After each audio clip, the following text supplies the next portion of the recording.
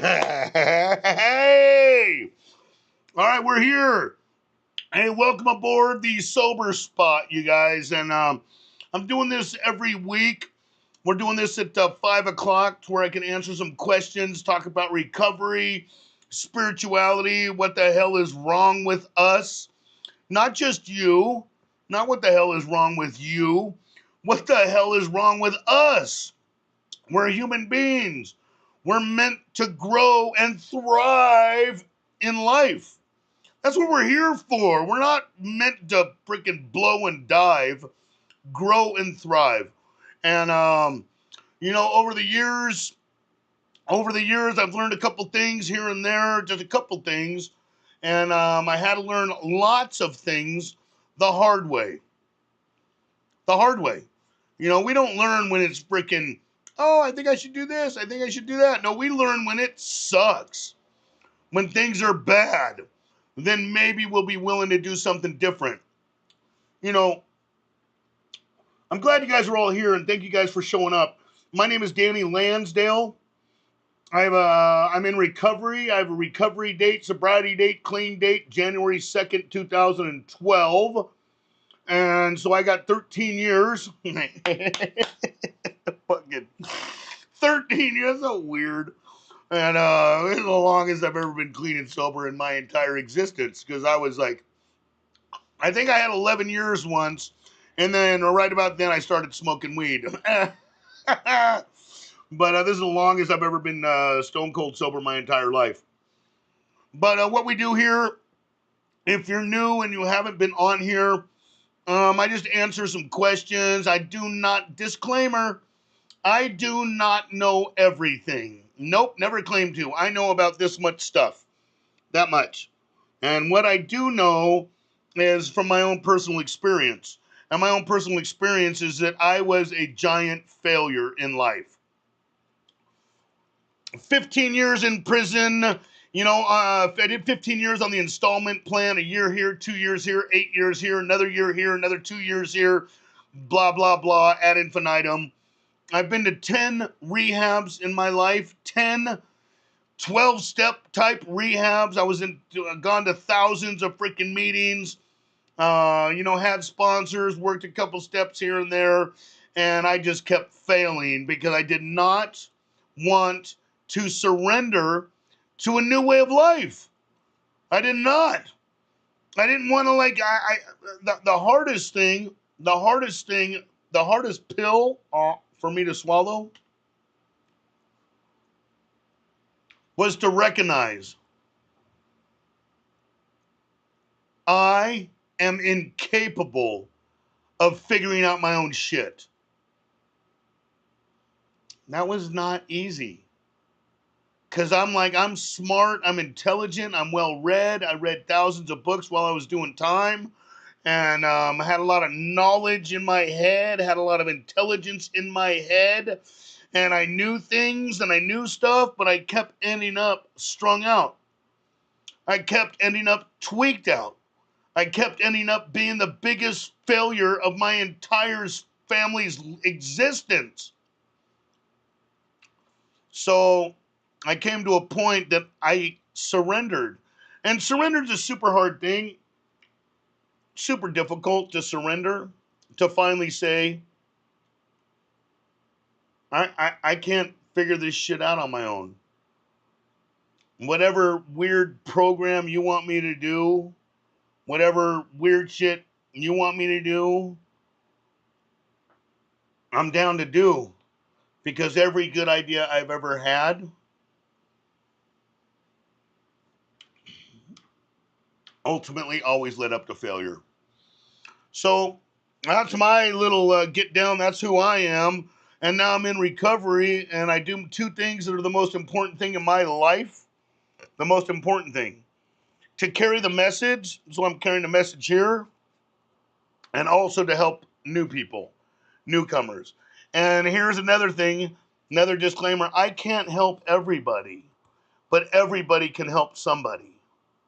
Okay? Everybody can help somebody. I get a lot of calls, a lot of emails. I'm out on the front lines of this fentanyl, heroin addiction. I do my best to be as useful as I can. And it makes me happy when I've had a little hand in helping someone pull their shit together. And it makes me happy now, because whatever that weird thing, that weird block that was within me, where other people would achieve victory, other people would get their shit together, other people would get their lives together, that like kind of made me mad before. That like made me jealous before. That made me like, screw that person. You know what I mean? Like, I don't care that they're winning at life, but now when that thing went out of me, that fear, anger, hate, jealousy, envy, greed, when that disease that was poisoning me, I learned to release that stuff. Then now I get to share in people's victories. Like when someone gets 30 days. Like, I love that. Going from 0 to 30 days, that's so badass. When someone gets a year and they got their chip, like, yes, yes. Winning, winning at life. It is so badass, and I can feel. Sometimes I don't know who's happier when people get their shit together, like them or me. Like, I just love it. It's like what this thing's like? It's like a living Hallmark show where everything, you watch this Hallmark movie and everything's bad. They're losing everything. Everyone's screwed up. They lost the family, they lost the ranch, they lost the business, everything's going under. And then all of a sudden, when you're watching the show, then things come together and you're like, I don't know if that's going to work. Maybe. Oh no, something bad's coming. And then all of a sudden, boom. On the other side, you get the ranch back, they get married, they fall in love, and I get to watch it in real life on the daily. It's badass. But I didn't care about that stuff before because I was extremely selfish, wrapped up in my own broken shit. I didn't care. I didn't care. And I didn't care. And then I would talk shit on people that were winning. I would talk shit on successful people. I would talk shit on anything I could talk shit on. And then I'd ride away on my bicycle with $4 in my pocket and go, I'm smart. Weird. It's the deal is I couldn't see nothing. Couldn't see nothing. I was like blind. Blind.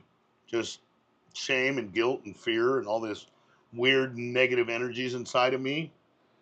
And then when I went through that process, 12-step process, I learned some spiritual principles that I applied to my life, and it learned how to release these things, 7-step, 10-step, 11-step.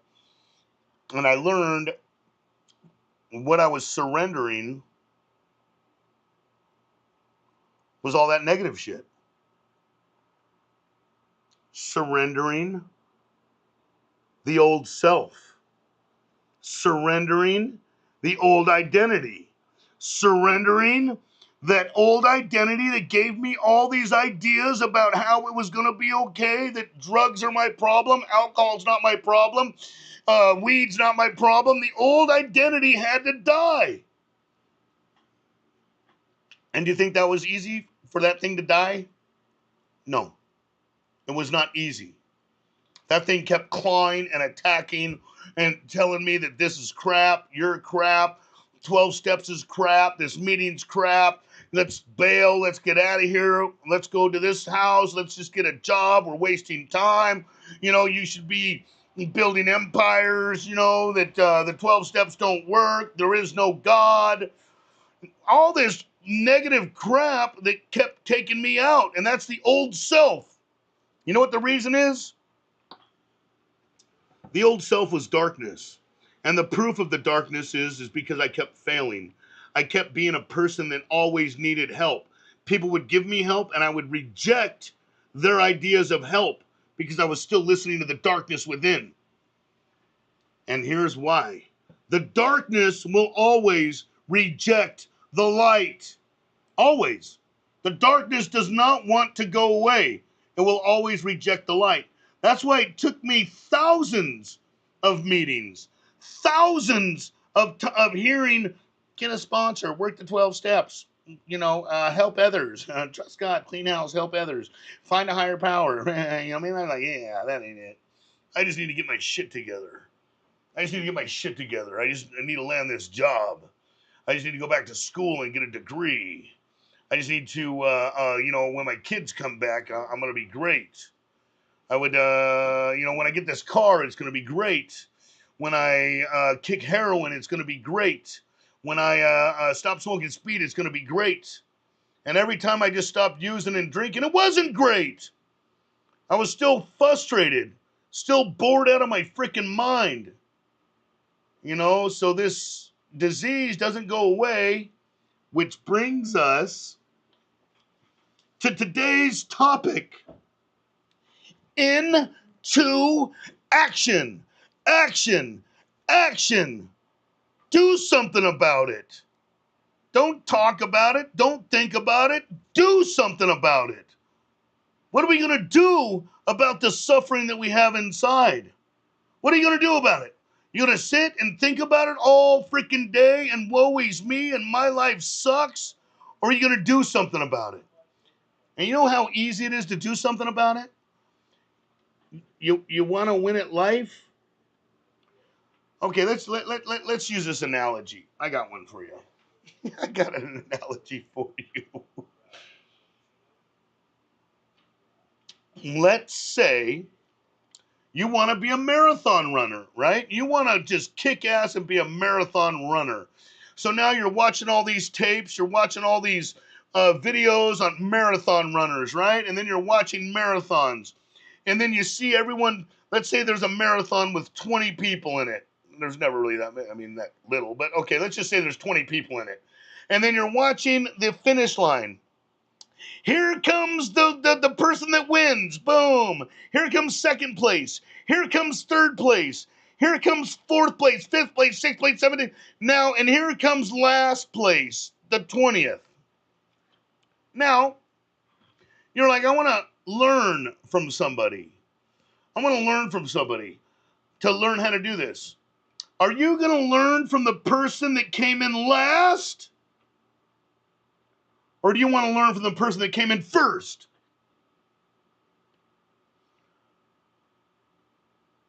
Me, I didn't want to.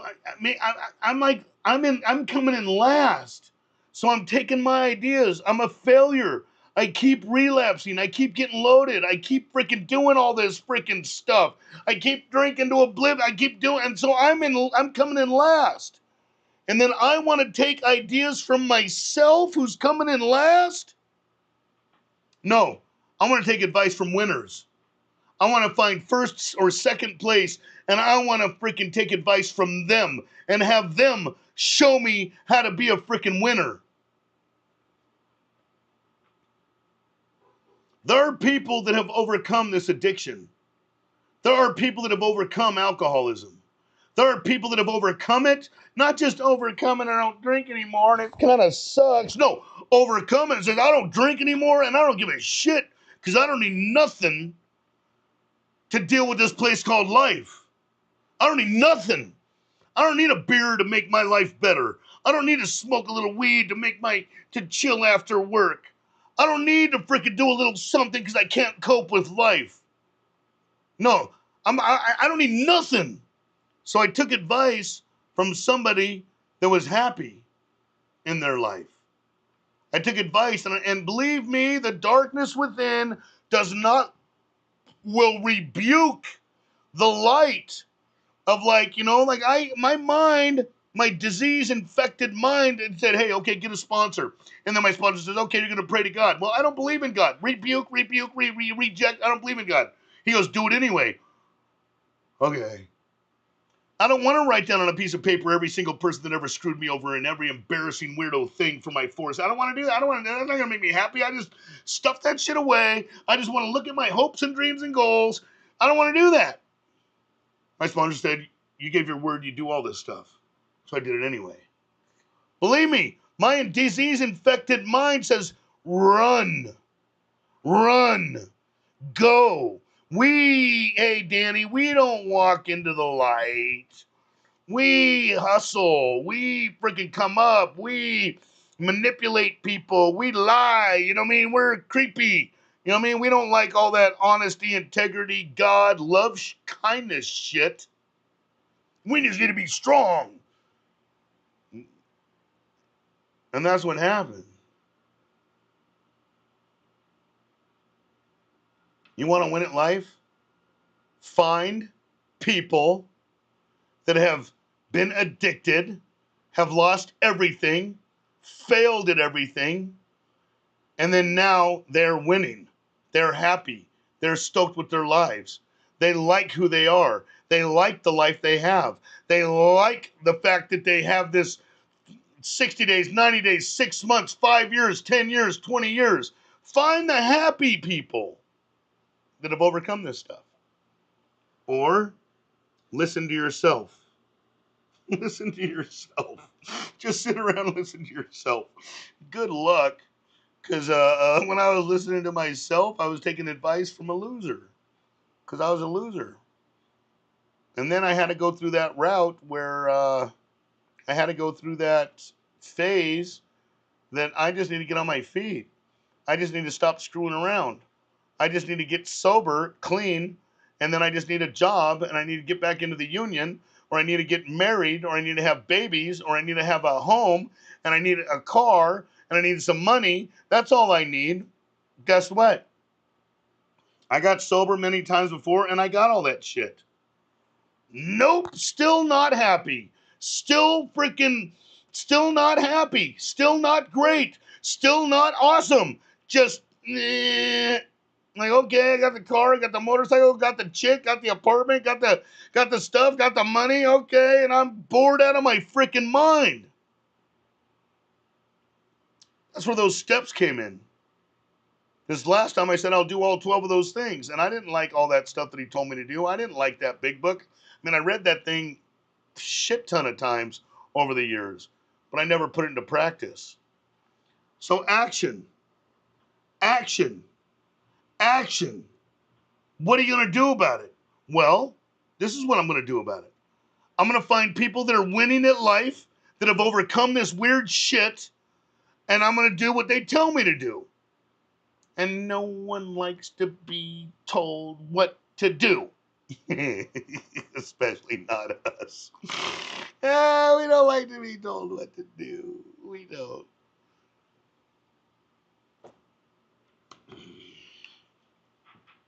But the advice that my sponsor, the advice that my recovery community gave me was winning advice. And I'm winning today.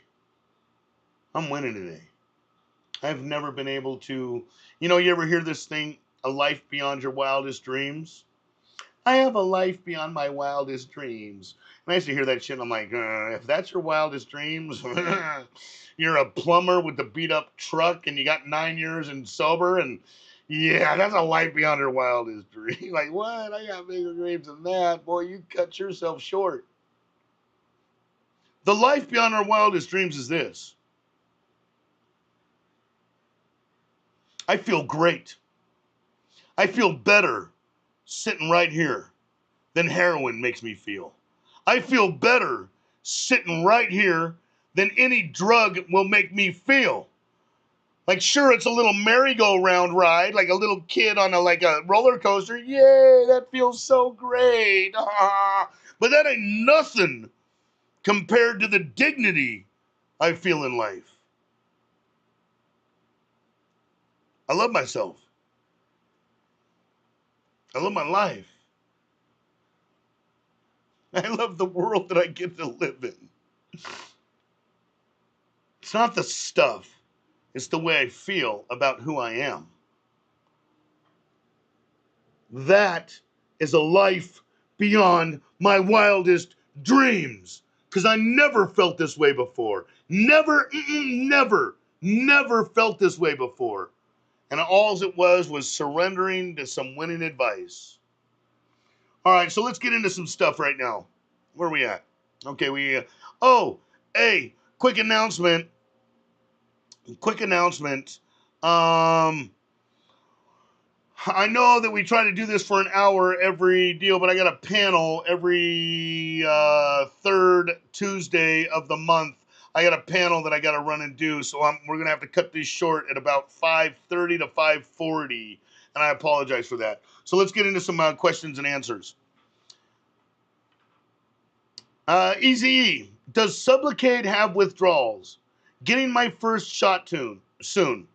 Hey, I'm a big fan of Sublocade. Not a big fan of staying on it for the rest of your freaking life. Not a fan of that. But Sublocade, it actually stops the hand-to-mouth thing. Like checking yourself every couple hours if you need another dose. I need a little sub. I need a little sub. Oh, how am I feeling? How am I doing? Maybe I'll cut it down this time. Oh, I'm going to bed. I need another sub. I mean, that's just like this, you know? So the Sublocade, you do one shot, and then it filters out of your system for a month. And then if you're getting your first shot, Easy E, the withdrawal, you might feel a little bit wonky for a couple days after the 30 days. A little wonky. You know what I mean? Just a little wonky. And most people, they got to get another one and another one and another one.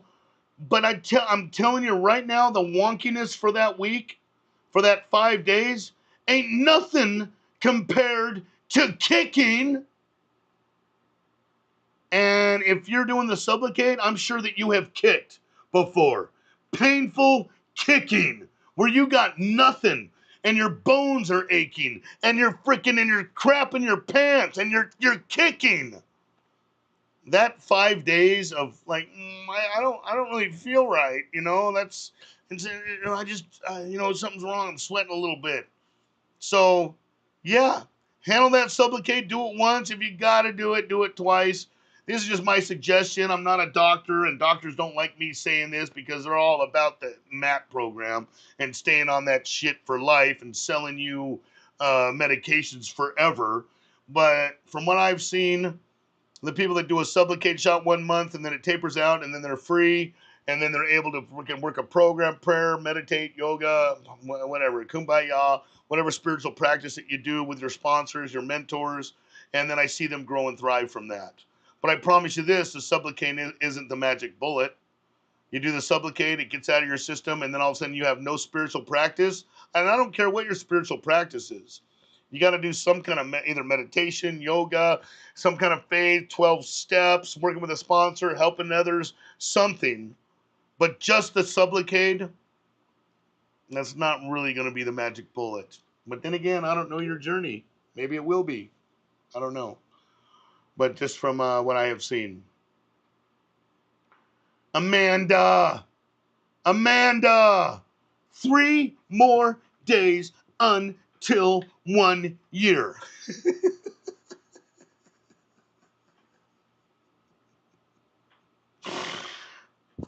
I'm connecting to you right now. Like, isn't that so badass? Feel it.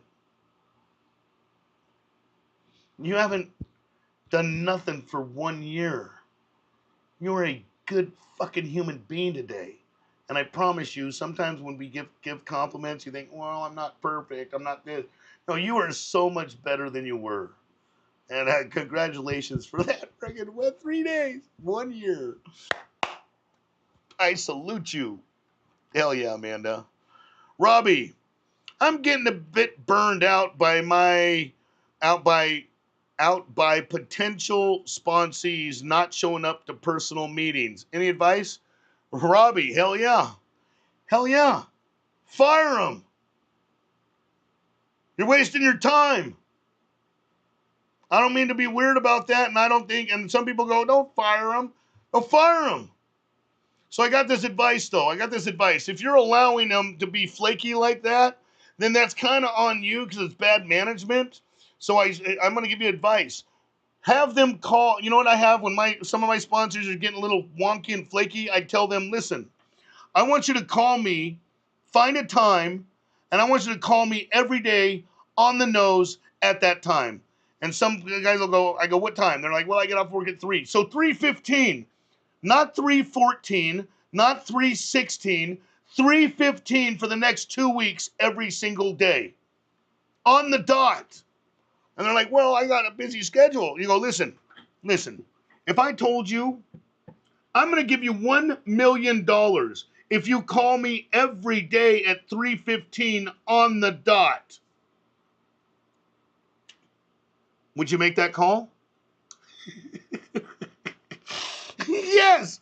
You would tell Mom, shut up. I got to make this call in 4 minutes. Dad, shut up. Hey, kid. Hey, work. Hey, I got to step out for a minute. Oh, I'm driving on the car. I'm going to pull off to the freaking. I'm going to pull off and make sure that I can make this call at 3:15. You know what I mean? I gotta make this. I gotta pull. Do I have signal? Do I have signal? Do I have battery life? Yeah. If you were gonna get $1 million to make that call, you would make that call. So it's not a matter of busy schedule. My cell phone's old. It's a matter of what's important. It's a matter of what's important. That $1 million is important. And if you're working with somebody and their recovery is not that important, I'm sorry, you're wasting your time. It must be for me, it is the most important thing of my life. Without recovery, it is worth more than $1 million. To feel this way, if I would have had every dollar to my name, which I didn't have much, but if I freaking had the choice to feel this way or give up like $10 million, fucking have it. Happiness is more important than money. Happiness, honor, integrity, discipline, not screwing yourself, not getting loaded, not going back to jails and going to prisons and screwing everything up and everyone's sad and everyone's worried about you. No! So my suggestion is have them call you on the dot every single day for the next 2 weeks. On the dot. And when they call it 3:16, tell them you're a minute late. When they call it 3:14, tell them you're a minute early. Let's see how important it is. And I'm not telling you that every one of my sponsees nailed it every time. But you know what? When they missed it, they freaking demonstrated. They're like, dude, I'm, bro, like, no. And then they call and blow me like, hey, I'm so, you know what I mean? I want this so bad. My life, just things got weird. I'm like, all right. So you'll find out if it's important to them. And then if it's not important to them, they're not going to make that call. And then we have a word for that. Next. Help somebody else because you might be wasting your time. All right, Robbie. Sean, best advice for someone that is 0 days sober. Well, if you can get a sobriety date, Sean, which means that you go from zero, if you can get a sobriety date where you stop using that whole day, stop drinking that whole day, and you can hold it and get 30 days, great. If you cannot get a sobriety date like that, then you got to go to a detox. You got to go to a hospital. You got to go to treatment. You have to be locked up for a freaking minute, something. And here in America, we have lots of treatment centers, lots of detoxes, lots of stuff where you can be removed from that situation and locked down for a minute to where you can get a sobriety date and keep it.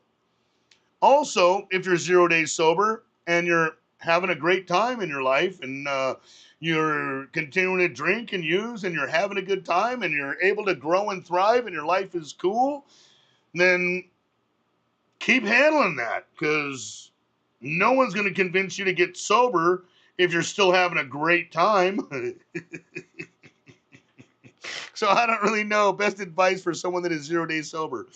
If you want to get sober, great, because something sucks in your life and you don't like it and you don't want to drink and use.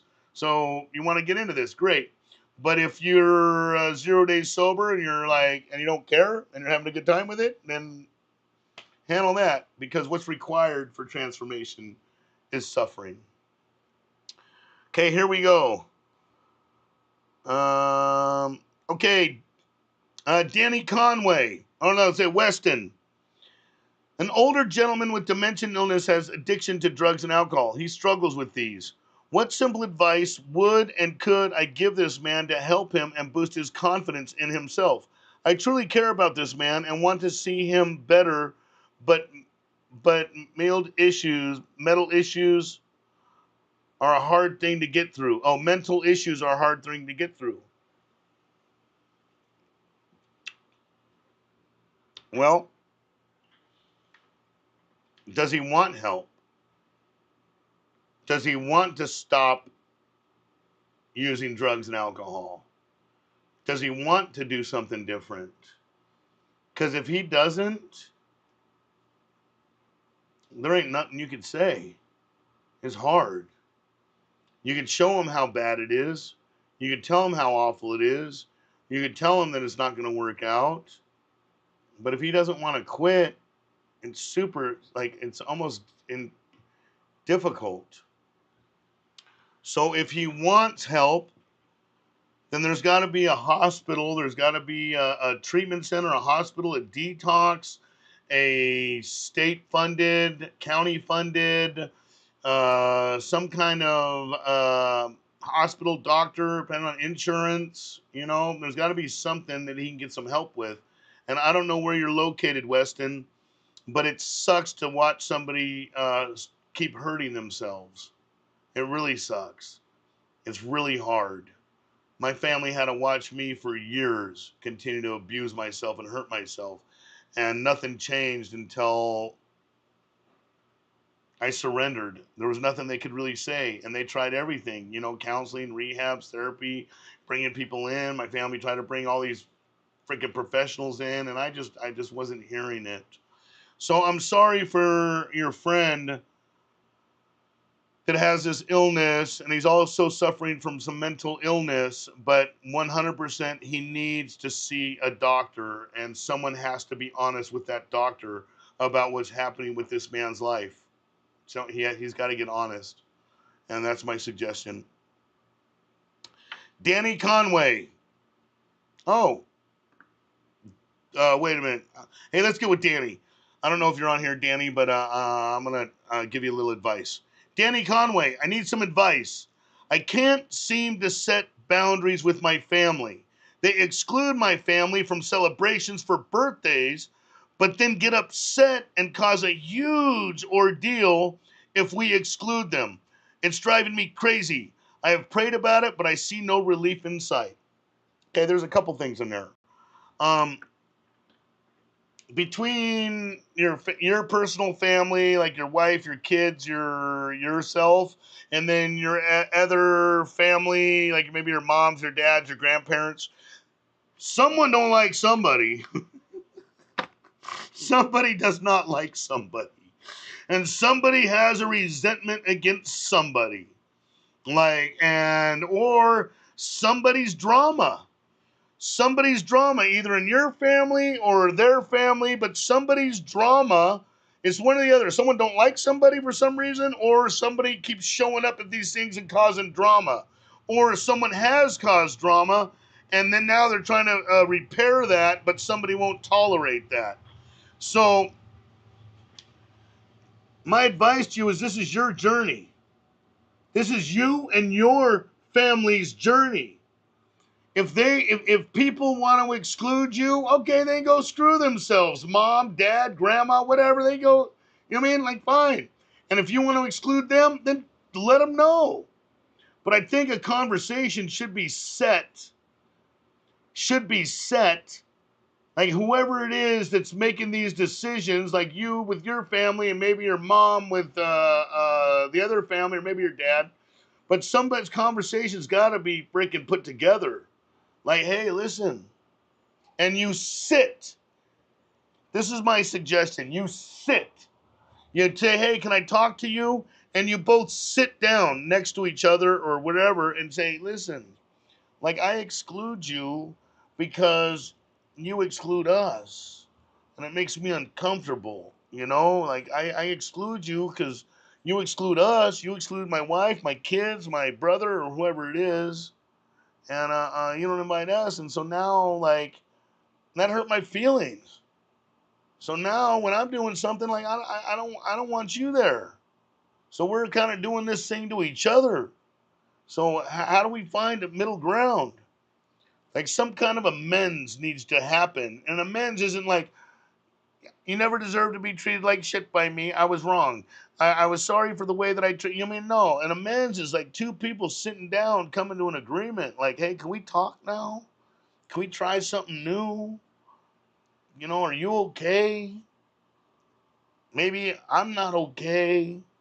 And it needs to be communication.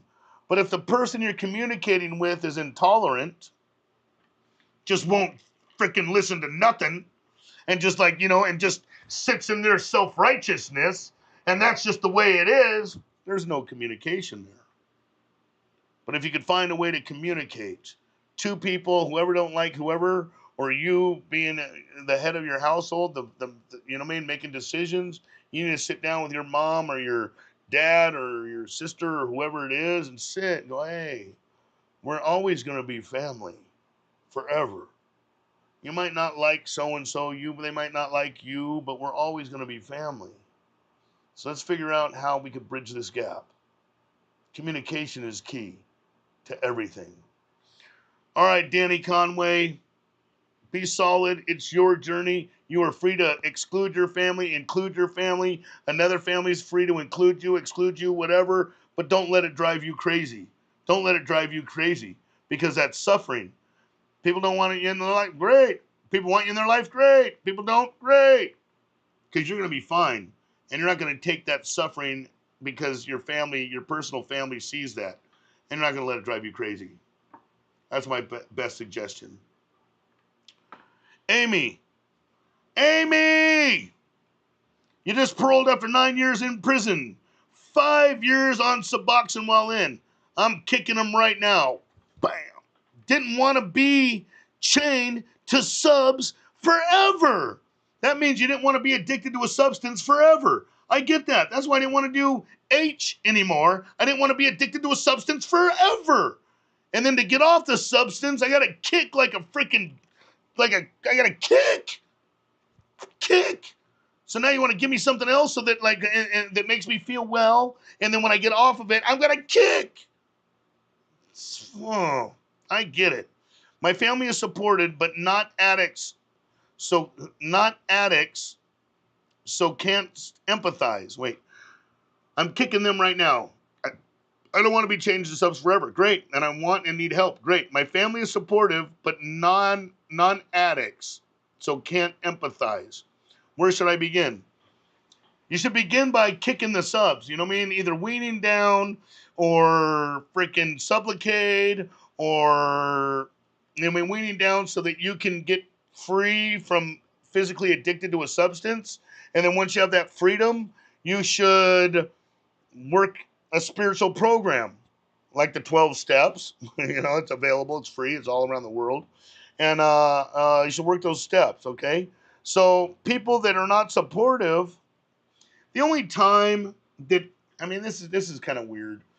Family, not the only time, but at times when we're kind of got a weird dependence upon our family, like for their love, for their support, for their whatever, and we got this like dependence upon them, then it's really frustrating. Oh, wait, sorry. Your family is supportive. Great. But not addicts who can't empathize. I don't know which addicts that is. I don't know which addicts. Are you still talking to people active in their addiction? Or are you talking to people that stay on that shit forever that thinks it works? No, I think they just can't understand addiction. Huh? They can't understand her addiction. Who, her family? Mm-hmm. Oh.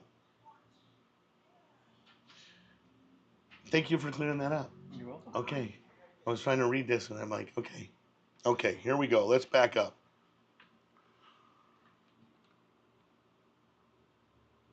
But your family is supportive, but they're not addicts, so they can't empathize. Well, they can't. They can't. Because if they were in your shoes, they would just stop screwing around. They're like, okay, well, that sucks, so I'm just going to stop that. Because they don't have that disease thing inside of us. They don't have that compulsion to use, to feel good. They don't have that. So they can't understand. And you're just going to have to accept that. And but by your growth of staying sober, by your growth of staying straight, getting off all that stuff, then they can see the light. My mom couldn't understand it either. She couldn't understand me, like, why does, I mean, in her brain, she's like, Danny likes going to prison. He must, because he keeps going there. Danny likes getting back on drugs and going to prison because that's what keeps happening. I can't understand. And then I'm keep getting out, well, I never want to do that again. I never want to. And they're like, this, stop. And so she couldn't understand. But now she understands because I'm in recovery. Recovery is the most important thing in my life. I have changed, and now she sees the change, so she kind of understands the recovery process. She understands the deal with addiction. She understands how gnarly it was.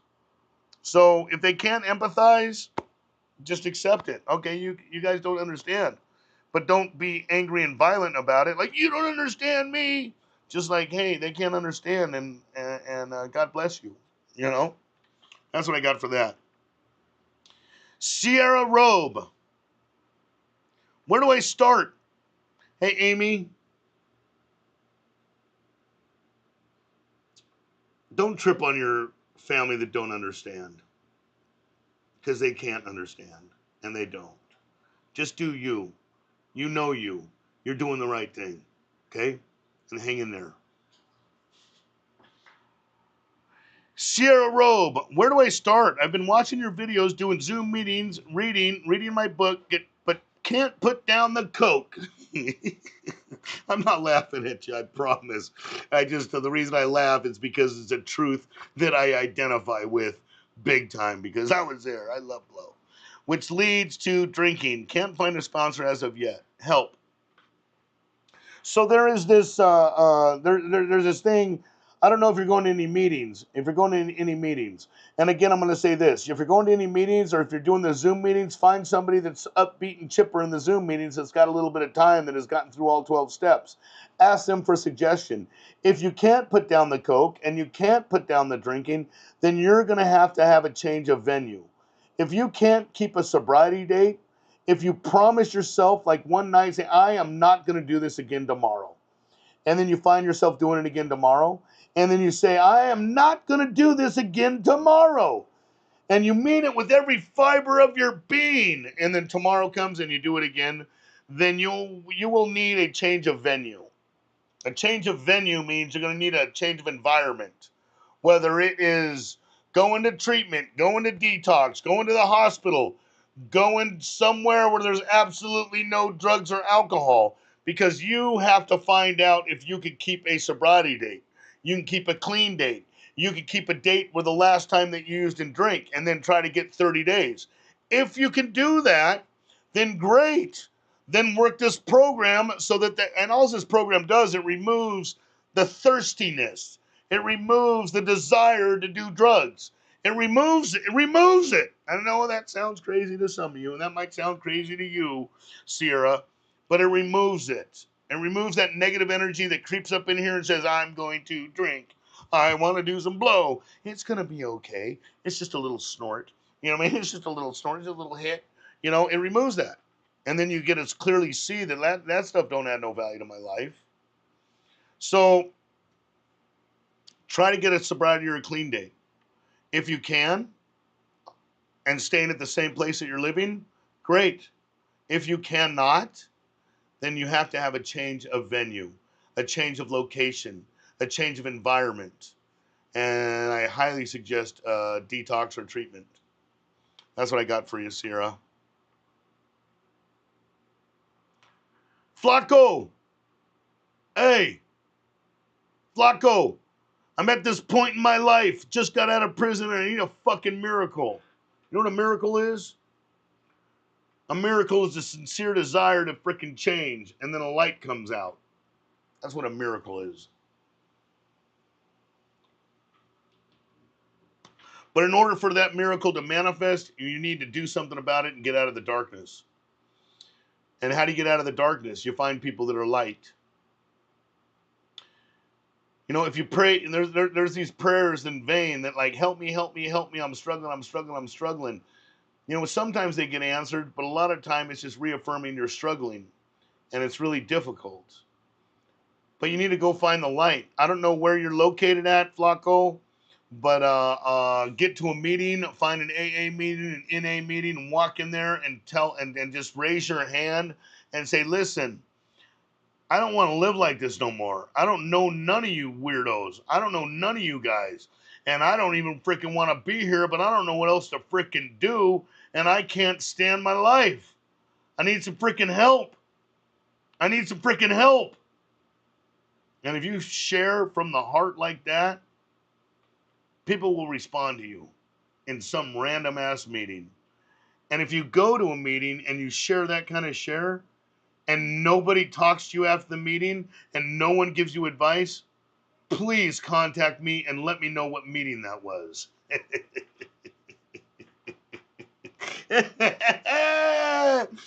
Because people in the meetings, we're supposed to be here to help each other, not harm each other.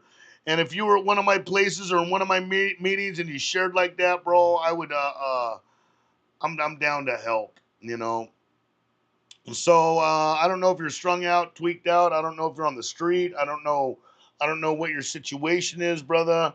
But find a meeting, get into there, get a clean date, a sobriety date, a date where you haven't freaking fucked with nothing.